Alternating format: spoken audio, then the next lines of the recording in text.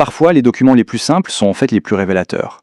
Ce qu'on a ici, ça ressemble à une simple note de remerciement après une conférence religieuse. Mais en y regardant de plus près, c'est bien plus que ça.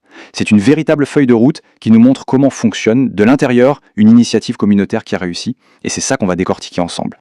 Alors pour comprendre comment tout ça a pu marcher, on va simplement suivre le fil des remerciements. On va commencer par ceux qui ont été le moteur de l'événement, puis on verra qui étaient les architectes, qui a financé, qui a donné la légitimité officielle, pour finir par le cœur du réacteur, la communauté elle-même.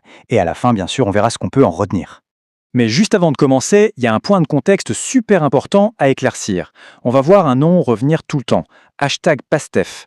Il faut juste savoir que c'est un parti politique sénégalais et c'est vraiment central dans notre histoire parce que les organisateurs de cet événement en sont directement issus. Allez, on commence par la base, les fondations. Qui a eu l'énergie, qui a mis le premier coup de collier pour ce projet voit le jour? Eh bien, la toute première chose que le communiqué met en avant, ce sont les femmes de la cellule politique locale du #PASTEF. Elles sont vraiment décrites comme la force motrice, le moteur qui a tout lancé. C'est de là que tout part. Bon, une fois qu'on a l'énergie, il faut des gens pour la canaliser, pour construire quelque chose avec. C'est là qu'interviennent les architectes du projet. Voyons un peu qui sont ces personnes. Et là, la structure est limpide. D'un côté, on a Fatou Ndiaye qui porte la vision, le leadership global, et de l'autre, Cheikh Ndiaye qui est aux manettes de la commission d'organisation, donc du côté très concret, très logistique. C'est un duo qu'on voit souvent et qui est redoutablement efficace. La vision et l'exécution. Évidemment, un projet d'une telle envergure, ça ne tourne pas juste avec de la bonne volonté. Il faut des ressources, du prestige, bref, il faut du carburant pour alimenter la machine.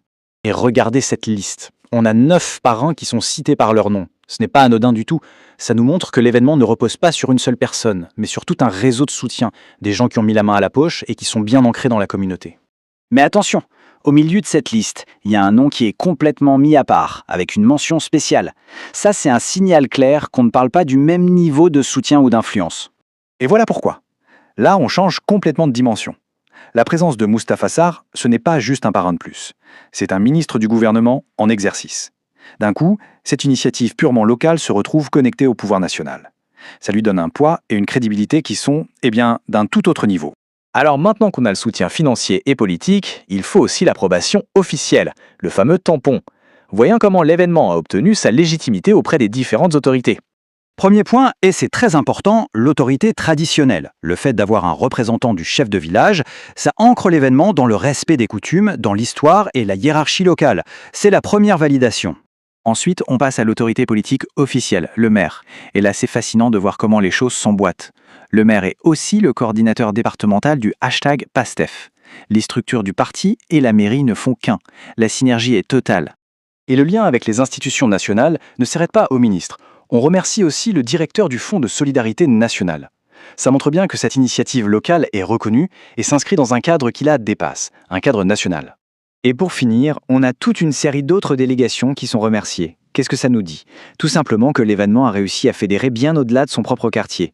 Il a activé tout un réseau de branches du parti et d'organisations partenaires. Ok, on a vu les organisateurs, les officiels, les sponsors, mais au final, tout ça c'était pour qui et pourquoi? Quelle était la raison d'être de cet événement? Le texte insiste sur un point crucial, la mobilisation massive de toute la section locale. Et c'est vraiment la clé de voûte de tout le projet. Parce qu'on peut avoir la meilleure organisation du monde, les plus gros sponsors, si la population ne vient pas, tout ça ne sert à rien. Le succès, il est là. Et cette diapositive, elle boucle la boucle. Les remerciements aux conférenciers et aux leaders spirituels nous rappellent le but premier de tout ça.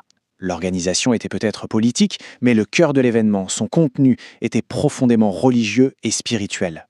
Bon, maintenant qu'on a toutes les pièces du puzzle, qu'est-ce que cette carte des remerciements nous apprend vraiment sur les ingrédients du succès communautaire?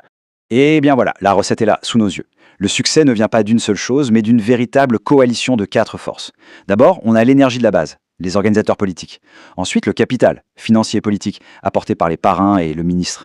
Puis, la légitimité, le sceau officiel, donné par les autorités locales.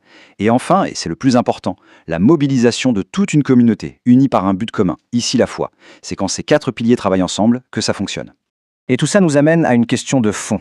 Finalement, cet entremêlement très étroit entre le politique, le religieux, le financier et le communautaire qu'on vient de décortiquer, ce n'est sans doute pas un hasard. C'est peut-être tout simplement la recette indispensable pour toute action qui veut avoir un vrai impact à l'échelle locale. À méditer.